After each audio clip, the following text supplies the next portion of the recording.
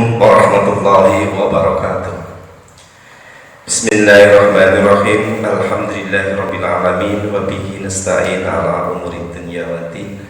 Wassalatu wassalamu ala asrafil anbiya wal mursalin sayyidina wa maulana Muhammadin wa ala alihi wa sahbihi ajma'in. Rabbi shrah li sadri wa yassir li amri wahlul 'uqdatam min lisani yafqahu qawli. Amma ba'du.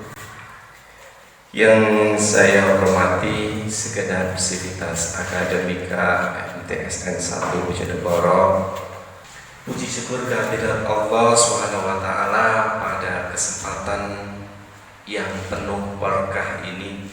Di bulan Ramadan kita masih diberi kesehatan oleh Allah, diberi kesempatan oleh Allah untuk bisa mengikuti kegiatan Pondok Ramadan secara daring, secara online.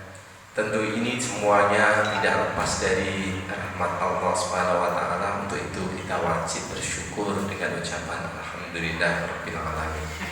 Shalawat dan salam semoga tercurahkan kepada baginda Rasul Muhammad sallallahu alaihi wasallam.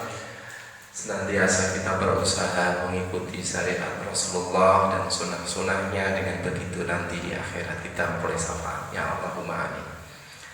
Anak-anakku sekalian, siswa-siswi MTSN Negeri 1 Bojonegoro sejak kelas 7 dan kelas 8, yang hari ini kita mengikuti kegiatan Pondok Ramadan secara online.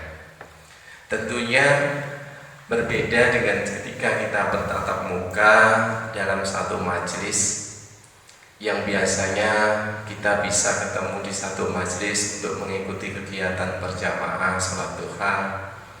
Kemudian kita melaksanakan pembayaran zakat juga di sekolah. Kita akan materi pembelajaran juga disampaikan di ruang-ruang kelas dan di musola. Semua itu akan terasa kangen karena hari ini kita ada masalah global dan itu harus kita sikapi dengan arif, yaitu adanya wabah corona. Di sini kita tidak boleh kumpul dalam rangka untuk menyelamatkan jiwa. Jadi bukan kenapa tidak boleh kumpul anak-anak sekolah, karena pengaruhnya jika dikumpulkan satu anak dalam satu sekolah yang terkena, imbasnya bisa seluruh anak bisa terkena, karena kita berkomunikasi, kita berdekatan, kita mutu bersama, sholat bersama dan sebagainya. Ini dalam rangka untuk mencegah itu. Untuk itu saya ucapkan tetap semangat anak-anak di rumah untuk belajar, tetap ibadah, mengaji, dan tidak lupa juga melaksanakan perintah-perintah Allah yang lainnya. Kesempatan pagi ini Pak Taufik akan menyampaikan materi yang terkait dengan zakat. Tentu anak-anak sudah tidak asing lagi dengan zakat, karena ini bagian dari rukun iman yang harus kita laksanakan. Sebagaimana perintah Allah, aqimis shalah wa atuz zakat.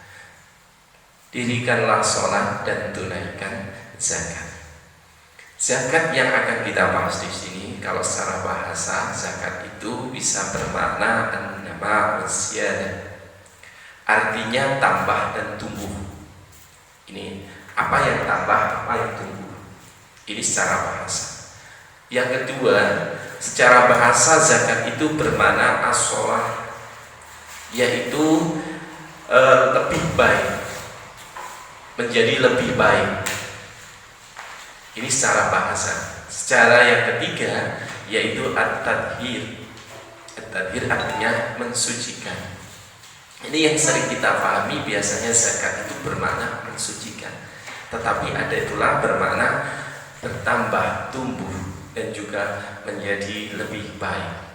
Ini secara bahasa. Kemudian kalau secara istilah, zakat itu kita bisa maknai menunaikan kewajiban pada harta yang khusus, juga dengan cara khusus dan disyariatkan secara khusus. Jadi ibadah zakat ini ibadah yang khusus pada harta. Syaratnya diantaranya harus sesuai dengan haul dan juga nisab. Ini semua ibadah khusus. Untuk menyempurnakan ibadah kita puasa selama Ramadan, maka ada penyempurnaannya supaya ibadah kita sempurna, yaitu dengan membayar zakat. Zakat yang kita tunaikan pada saat Ramadan ini disebut dengan zakat fitrah, untuk mensucikan diri supaya diri kita selama dalam 1 tahun kita sudah melaksanakan banyak kegiatan yang mungkin di situ diantaranya apa harta yang kita makan itu ada yang tidak halal ataupun harta yang kurang benar, maka itu dengan disucikan jiwa kita, badan kita dengan mengeluarkan harta akan menjadi suci. Itu makna dari zakat fitrah. Kemudian zakat secara umum tadi adalah kewajiban kepada harta. Nah, di sini ada yang namanya zakat mal. Zakat mal tidak harus waktu puasa, karena ini ada syarat khusus sesuai dengan haul. Kalau haul itu 1 tahun masa. Kalau selama ini banyak orang hanya mengenal zakat itu, zakat mal dikeluarkan pada bulan Ramadan saja. Tapi tidak harus begitu. Contoh begini, si A punya mobil atau punya perhiasan yang disimpan pada bulan Januari. Setelah perdak Januari tahun berikutnya, maka dia sudah 1 tahun memiliki kekayaan emas yang disimpan yang sesuai dengan nisab, sudah wajib dizakatkan. Maka perdak tahunnya Januari ini 1 tahun harus dikeluarkan zakatnya. Tetapi jika tidak dikeluarkan zakatnya nunggu Ramadan, padahal Ramadan di bulan Mei berarti sudah kelewat. Kelewat berapa bulan? Sudah 5 bulan kelewat. Dan kalau sudah seperti ini, berarti seandainya di antara 1 tahun kepemilikan harta yang belum dizakati, kemudian dia meninggal, maka posisi meninggalnya ini bisa dikatakan sebagai orang yang belum menyelesaikan kewajiban membayar zakat. Jadi harus diingat, kita semua ingat, disampaikan pada orang tua harta-harta yang perlu dizakat itu apa saja, apa syaratnya. Nah, ini harus kita pelajari lagi nantinya. Ini anak-anak. Hal yang perlu kita tentukan berikutnya adalah mengapa kita harus bayar zakat. Banyak hal keutamaan kita membayar zakat. Yang pertama adalah untuk menyempurnakan keislaman seseorang. Jadi kalau kita sudah merasa diri sebagai orang Islam, maka rukun Islam harus kita laksanakan. Di antaranya adalah dengan salah satu rukun Islam membayar zakat. Jika sudah kita tunaikan, berarti kesempurnaan kita sebagai orang Islam sudah terpenuhi. Yang kedua adalah menunjukkan benarnya iman seseorang. Jika seorang sudah beriman, maka tentu wujud daripada keimanannya salah satu dengan amal saleh adalah mengamalkan perintah Allah berupa pembayaran zakat. Dengan membayar zakat juga seorang menjadi sempurna keimanan. La yu'minu ahadukum hatta yuhibbu li akhihi ma yuhibbu li nafsihi. Tidak sempurna iman seseorang apabila dia tidak mencintai saudaranya seperti mana mencintai dirinya sendiri. Di sini dengan membayar zakat maka ada unsur rasa sayang kepada sesamanya. Yang miskin akan terbantu, yang punya akan membantu, sehingga akan tercipta ekonomi yang stabil di masyarakat. Ya, menjadikan masyarakat Islam semuanya menjadi suatu keluarga besar. Karena dengan zakat berarti yang kaya menolong yang miskin, orang yang berkecukupan akan menolong yang kesulitan. Akhirnya setiap orang merasa seperti satu saudara. Wa ahsin kama ahsanallahu ilaik, dan berbuat baiklah kepada orang lain sebagaimana Allah telah berbuat baik kepada. Mudah-mudahan dengan sedikit singkat materi yang kita sampaikan, intinya jika kita sudah mampu berkewajiban zakat, maka harus kita hitung zakat kita mulai dari kepemilikan harta itu hingga 1 tahun. Itu namanya haul.